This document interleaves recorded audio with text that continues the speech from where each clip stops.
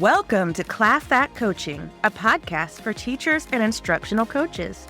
This show is brought to you by the Southern Regional Education Board. At SREB, we believe every one of you deserves a coach. Whether you're inspiring students or guiding teachers, let our school improvement team be your coach this week. Hi, and welcome back. I'm Ashley Shaw. I will be learning something with you today. And to get us started on what we're going to learn, here is my regular SREB coach, Daniel Rock. Hey, Ashley, how's it going? It's pretty good. It's the end of the week. That's always nice. Absolutely. How's it going for you? Oh, it's wonderful. Wonderful. So what's on your mind today, Ashley? What do you need some help with? So I can be a little bit unorganized sometimes. Anybody that knows me will not be surprised to hear that. And that sometimes can be a problem as a teacher because it means maybe I don't spend enough time on planning like I should. And so I want to be better about planning out my lessons. Do you have anybody that can help me with that? I'm thinking one of our senior leadership coaches, Debbie Robertson, is a master at design thinking and helping teachers do all of those great things that we know are important, like beginning with the end in mind and starting with standards and then moving to assessments and having a very deliberate and coherent process. So why don't we have you meet with Debbie Robertson? And I think you'll have a great experience learning with her. That sounds great. I'm looking forward to working with her. After you talk to her, I'll come back and look at some of the ways that she worked with you as an instructional coach and some of the strategies she employed that people out there who are working with other adults might want to try. All right. Well, that sounds perfect. Let's bring in Debbie and I'll talk to you later. Hello, Debbie. Thank you so much for being here today. Thanks, Ashley. I'm super excited to be with you. We like to start with having the coach do a little bit of an introduction to themselves, just so we know who's coaching us today. Okay, yeah. So I taught in a math classroom for 13 years at the middle school level. And then I spent the next 2 years as an instructional coach that was based at the district in Pensacola, Florida, and really focused on schools that were in turnaround status. And during those 2 years, I did get the opportunity to teach an algebra class and then a geometry class. So my experience has been middle and high. And then I did that for 2 years. And then I was recruited by SREB 9 years ago, and I've been with SREB ever since. I currently serve as a senior leadership coach, but spend most of my time in the role of an instructional coach, and I'm excited to be with you today. Well, thank you so much for coming. I love hearing from math teachers because as an English person myself, math is not my best subject, so I respect math teachers a lot. Well, the thing about math is you can get better at it every day. So everyone's a math person. That's good to know. I asked Dan to find me a coach that could help me with an issue I've been struggling with, which is something I'm sure a lot of teachers deal with. I teach the material and I'm like, oh, they've got it. They understand it. And then we might get to an assessment, or in my classes, they might write an essay. And I'm like, oh, they did not get it. So Right. I would like some advice on how to not only teach the material, but teach the material in a way that's going to actually get them to understand the material. Can you help with that? Sure. Yeah. This is a common problem that teachers experienced. And the first thing I'd like to ask is, what does your planning process currently look like? I have to admit that a lot of my planning at this point, I feel like I'm such an expert. I've been teaching for so long. My planning is, oh, where's that lesson from last year that I already did on this topic? Which is not the best way to plan. I usually do have an actual lesson plan, but sometimes it's older and I don't always update it like I should. Gotcha. Yeah, Ashley, so that's a common problem that teachers experience.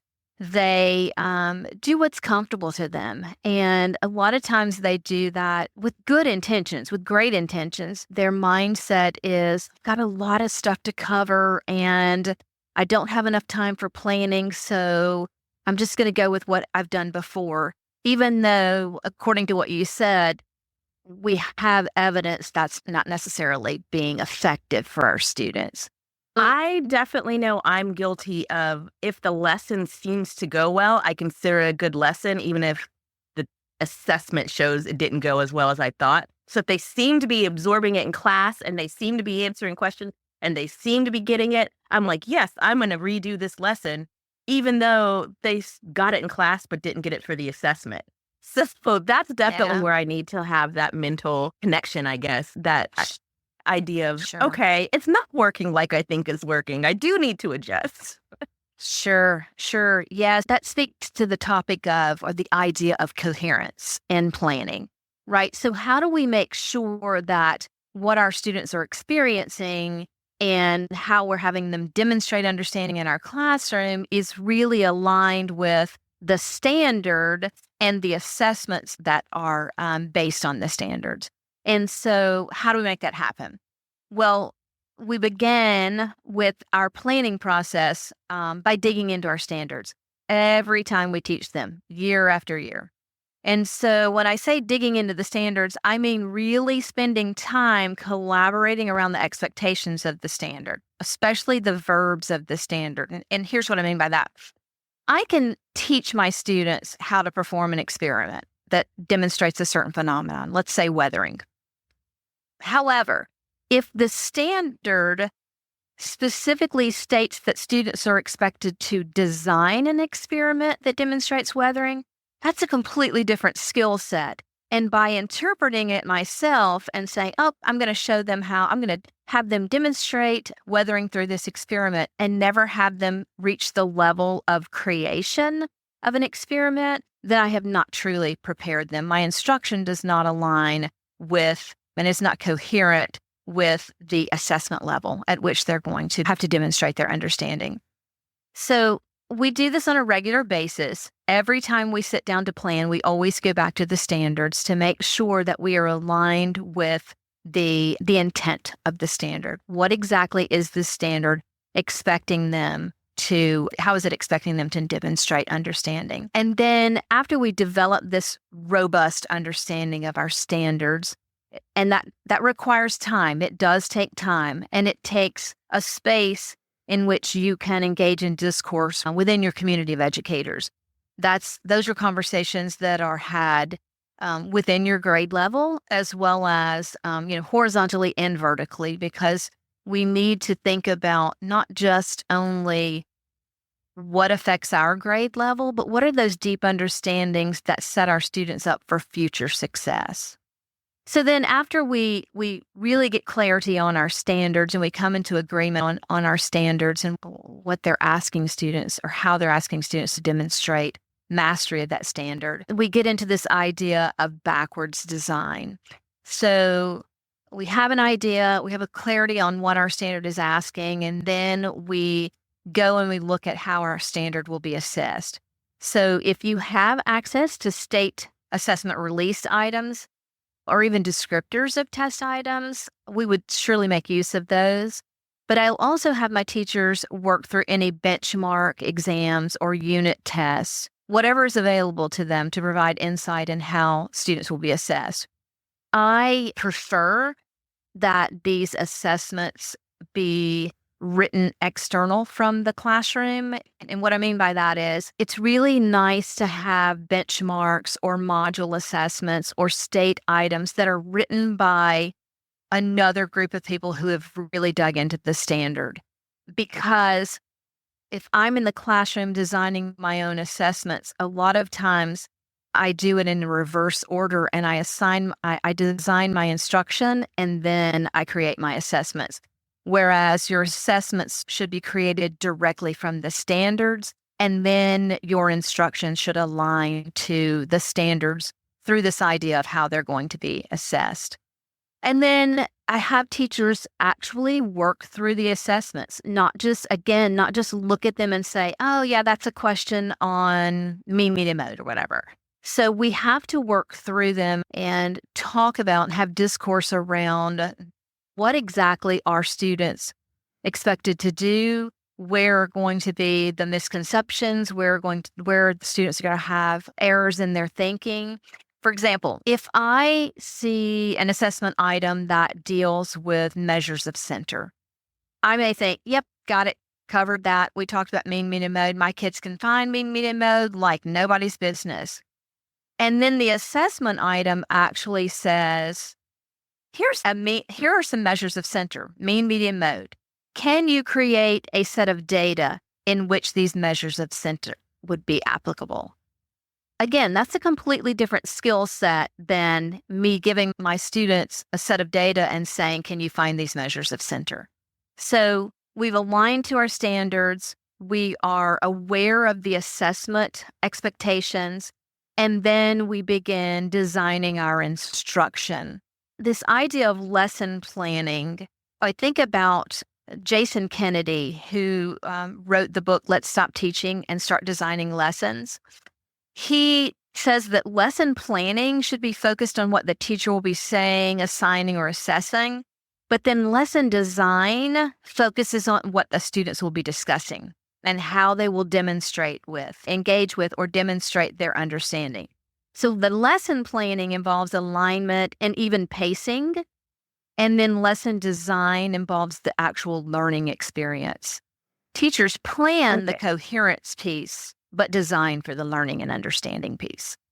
Okay, and kind of speaking to that, or what I think that you're saying here, I know something that I struggle with is that disconnect with the planning, that I design my lessons to be really fun and really engaging to get them in class learning, but then I don't necessarily have that planning portion where I'm connecting that to the assessment. So the assessment is the dry, boring, these are the facts that you need, but the lesson is like hands-on interactive, and I never put in the design portion of the lesson, that connection to help them make the connections to the assessment. Yeah. And so, and you hear people say, I'm not going to teach to the test. Well, if your tests are aligned to the standards, then why would you not want to prepare them for demonstration of mastery of the standards? And so I think sometimes as teachers, we get bogged down in the idea of, I want my kids to have fun. I want them to be engaged. I want to hear them talking. But we don't really pay attention to, or we don't pay enough attention to, what are they talking about?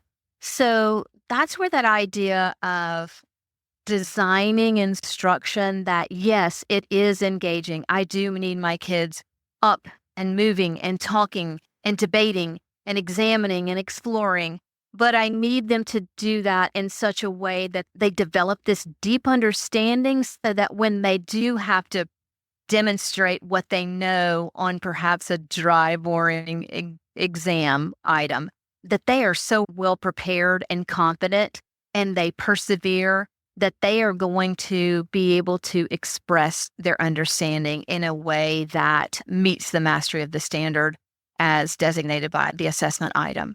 So do you have any tips or ideas on how exactly to do that? Yeah, so I think about, as we look at our standards and we think about the level at which, or the verbiage of the standard at which the students are going to have to demonstrate understanding, that's the serious part of lesson planning.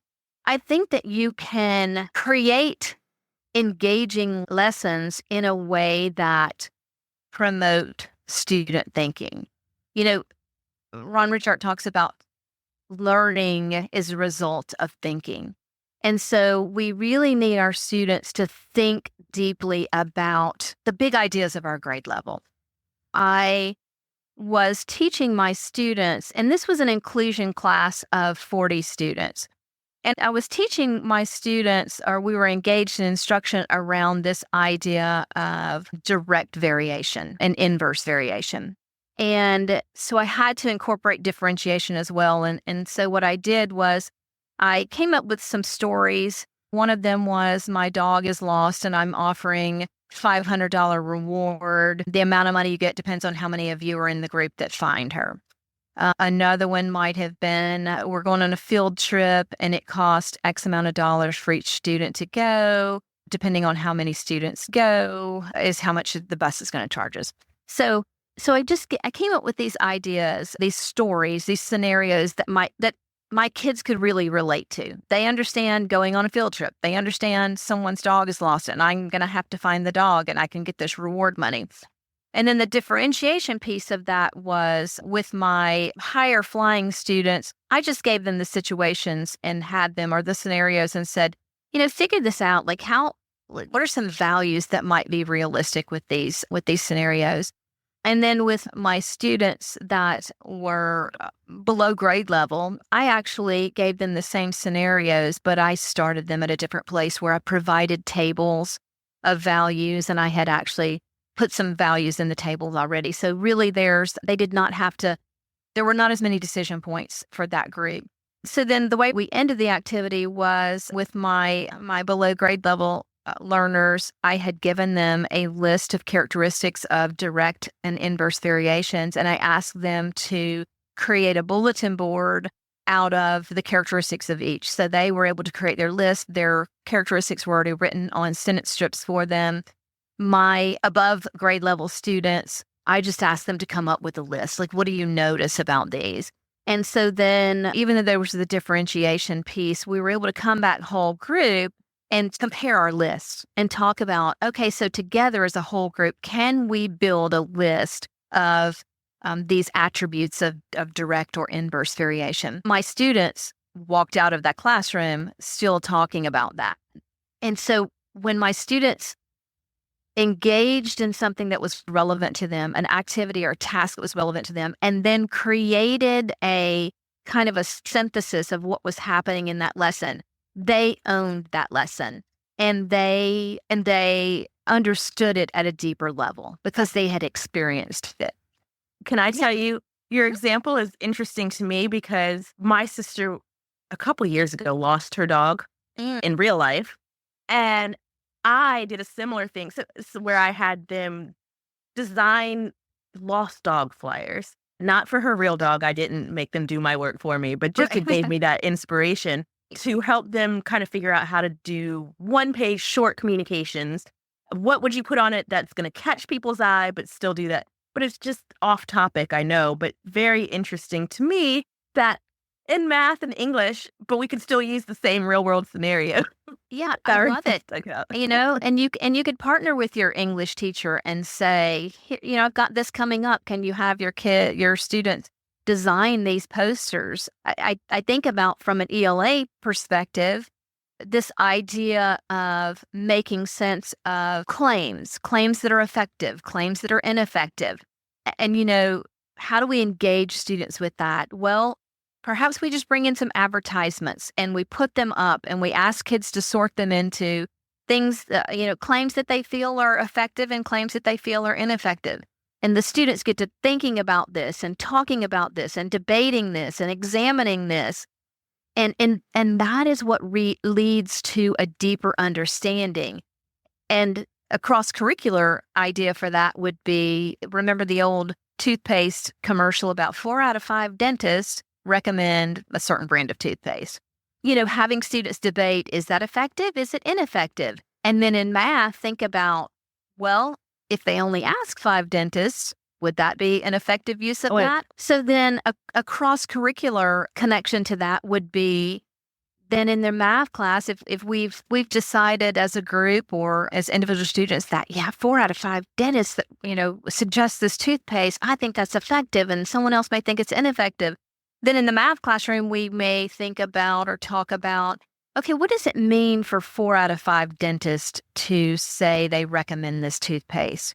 What if they only ask 5 dentists? Would it be different than if they asked 10,000 dentists and it's still the ratio of dentists that said that they preferred this type of toothpaste was 4 to 1 that said that they did not prefer this type of toothpaste? So there are a lot of real world opportunities and scenarios that we can use to engage kids in developing this understanding. And the part of understanding that is so powerful, and when we talk about designing lessons that help students develop that understanding, is that students who have a deep understanding, not just this superficial knowledge of how to do something, but just the understanding of why it works and how to use it and how to apply it, is that they can take those understandings and then apply them outside of the science classroom or the math classroom or the ELA classroom to other curricula or to the real world that they live in. These lead to rich discussions, and it fills their toolbox with confidence and thinking and reasoning strategies that they can apply inside the classroom and in their real life. Well, I love that. I always try to look for real world connections, but I love the idea of connecting with cross subject teachers so that you're working on the same problem and seeing how this real problem that you're working on that might be something you deal with in real life, like a lost dog, it affects you in math, it affects you in English, it affects you in science. I'm sure scientists could study like the fence or something to go on a hunt to look for the dog. I don't know. Sure. I love that idea though. Yeah. Or even, the science lesson that goes along with that could be the weather. How does the weather impact? How far does a dog travel? And what about the terrain? So there's just so many things that you can support this idea of this applies to all subjects and to your real life. I know my students would sometimes they would say, hey, we did this in science. Yeah, you did. Because this is a usable skill, and this is a life skill that's going to apply in multiple situations and multiple scenarios. So anytime students see the connection, that piques their interest as well, because then it kind of creates this need to know, oh, I need to pay attention to this because I want to know this because this is going to help me and support me in other areas. So it's not just an isolated, that's a math thing and that's a science topic and that's an ALA topic. No, these things all support the whole student. Yeah. So, and again, every day is not going to be a super engaging, exciting lesson. We just do not have time for every day to be like that. But when we are learning the factual knowledge in a classroom, we need to know, and our students need to know, that today may not be a party, but there's a party coming where we're going to use this and we're going to engage in discourse around this, and we're going to do something fun with this and something that's relevant and something that means something to our students. I really love what you just said. That is something that I struggle with. I think I said it in a couple of episodes ago, so I'm kind of repeating myself here, but I think you gave a different perspective on it, is the idea that we had an episode on engagement, and I was like, oh, I struggle with wanting every single lesson to be engaging, and I don't want them to come in and be like, oh, today we're talking about grammar. And it's like, how do you make grammar fun?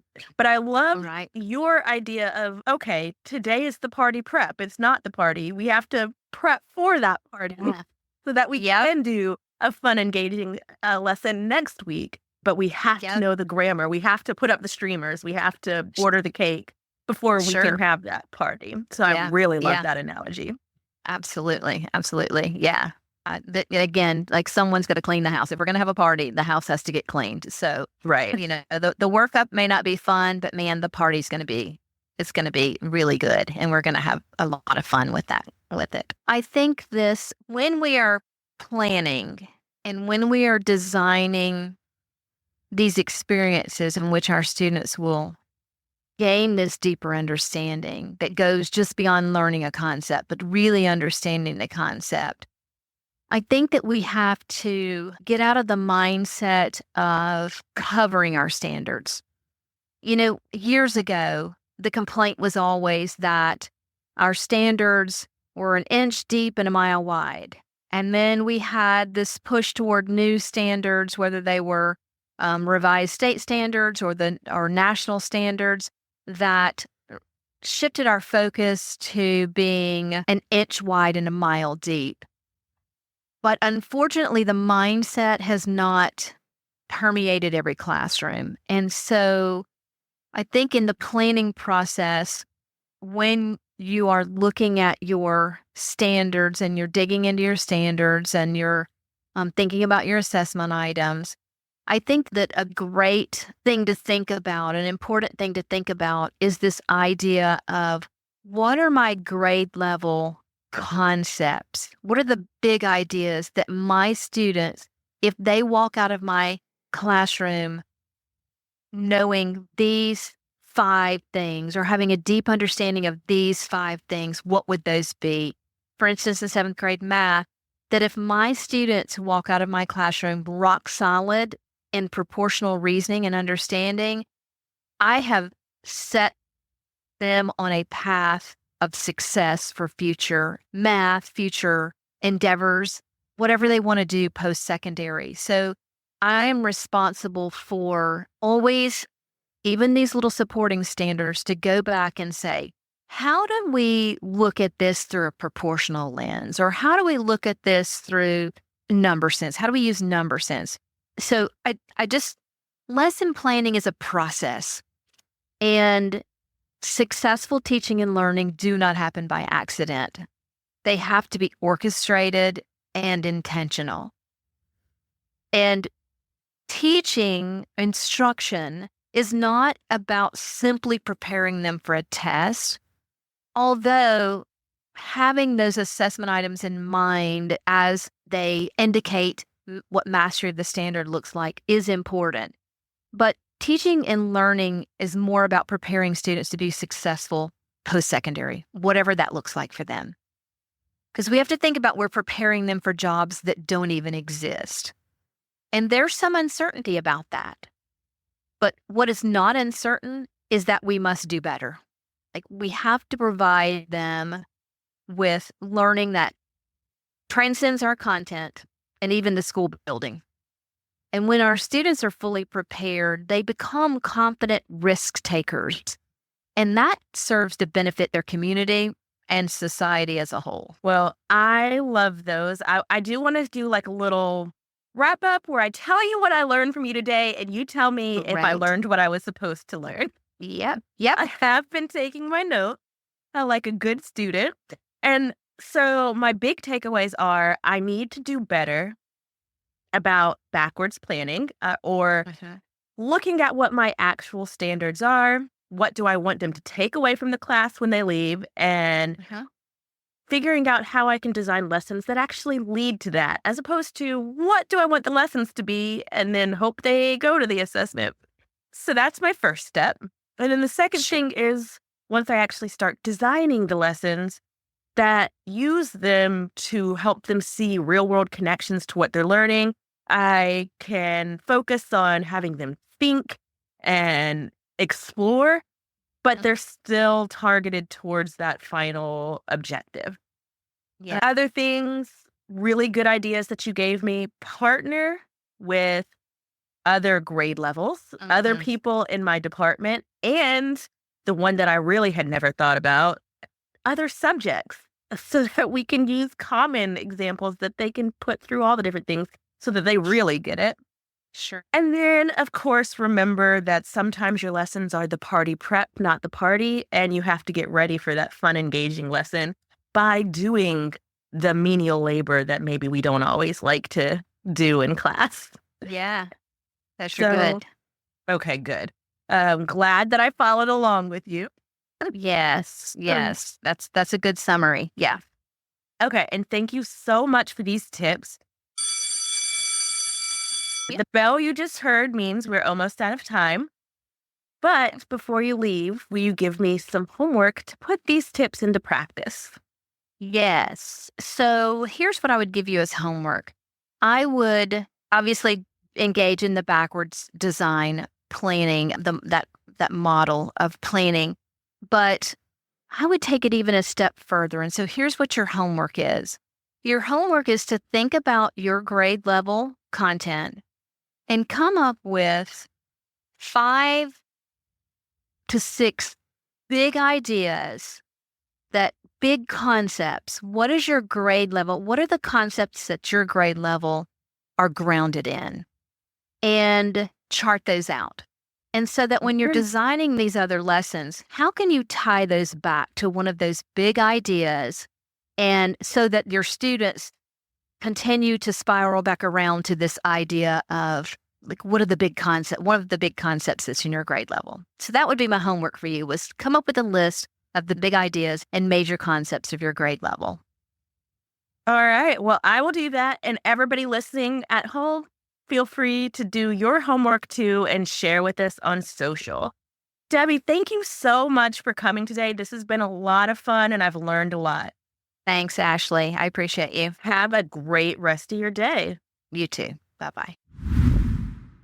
What did you think about that, Ashley? Did you find that helpful? Of course I did. Now, whether or not I make myself actually plan, that's to be seen. But if I do sit down and do a plan, I feel like I have some really great tips to get me started. So there's some things that she said and did with you that I want to highlight for anyone out there who's working with coaches or is a coach and is sort of listening from that perspective. One thing I heard was how she started the conversation was asking you, tell me how you plan. So she kind of diagnosed big picture. Well, she has a planning issue. And instead of telling you ways to plan better, she asked you to describe your planning process. Yes, she did. And great coaches always seek first to understand, then to be understood, as Mr. Stephen Covey teaches us. So I really appreciated the way that she started off with that question and then listened to you and then peppered you with more questions to better understand what's happening. And can I tell you, you just did something that she also did that I liked when she did it. So I'll also compliment you, which is she didn't just use her own expertise. She brought in other experts to support what she was saying. And I really appreciated that. It made me feel like she had done her research. Yeah. Great coaches need to be fluent in the latest and greatest of what works in education and not necessarily work just from what our own experience is, because what worked for me doesn't necessarily predict what's going to work for you. And we want to be able to use things that can predict success. Like if we do this, there's a high likelihood. So I think that's really important. I'm glad you highlighted that. Another thing I saw her do was define the key terms that she wanted to use. Notice how she really zeroed in on design and talked about not just lesson planning, but designing a unit. And she defined lesson planning as, these are the steps I'm going to do in my lesson as I interact and engage with the students. Lesson design, she defined as, what are my assessments? What are my assignments? What are the checkpoints? Think of it as designing a house where everything needs to be and how it's going to stay up and be sturdy versus, building the house as it goes. And she was very clear about defining the term and then comparing two terms so that you could really have a better understanding. Whenever you compare and contrast, it clarifies in our minds what it is you're trying to explain. Yes, that's a really good point. It does help when I can see what it is and see what it isn't. So. Yeah. And that's just the way the brain works. Teachers know that, being in classrooms, when you can show students the similarities and differences between two concepts, it helps them better understand those concepts. And I think I just did this next one. The last thing I want to talk about is she spoke to you in analogies to help clarify what it means to design and plan. She talked about planning a party, right? And talked about how if you want to have a good party, it's not just ordering the balloons, ordering the food, cleaning up ahead of time, but thinking about big picture. Okay, what do I want my people's experience to be? What do I want them to get out of this party? What kind of dancing do I want? What's the mood of the party? What's the vibe? What's the intention? Those are all design questions. So one thing as a coach, part of our job is making some complicated ideas understandable to a large group of people, communicating and using analogies to make your point clear can really help. And again, that transfers to the classroom. So with you teachers to students, helping the teacher create analogies in their classroom is great. And even better is if your students make analogies about what they're learning. That's extremely powerful practice. Yeah, and I know that analogy, the party analogy, I struggle so much with. I don't want any of my lessons to be boring, and I know I've said that in a couple of episodes, but as soon as she said the party analogy, it clicked in my head, and I was like, oh, that's exactly how I have to think about it. I mean, it works so well to throw that in, because I have planned parties before, and I do know how much planning it takes, and I do know that it's more fun when you've done that planning. Yeah. So it made perfect sense to me. And it goes back to helping people learn something new based on what they already know and connecting the familiar with the unfamiliar. And it's something that as a coach, your job is basically to teach adults, but hopefully you can use it and then help your teachers use that strategy in their classroom. I'm sure Debbie does that all the time when she does model lessons in classes, as she knows she does a lot of. Yeah, I love using analogies. I love that she used analogies, and I can definitely see how that's helpful. So thank you again for coming in and telling us what makes a good coach. Yeah. As always, your tips are great. I look forward to seeing what you have to learn next time. All right. And I look forward to meeting your next coach. Thanks. All right. Bye-bye. Bye. Thank you for listening to this episode of Class At Coaching, brought to you by the Southern Regional Education Board. SREB is a nonprofit dedicated to improving education from pre-K all the way to PhD and into the workforce. Visit sreb.org for resources on instructional practices, teacher data, career pathways, and more. And don't forget to like, subscribe, and follow us on social media. You can find us on Facebook at SREB-School Improvement and on Twitter/X and Instagram, both at SREB Education. See you next week.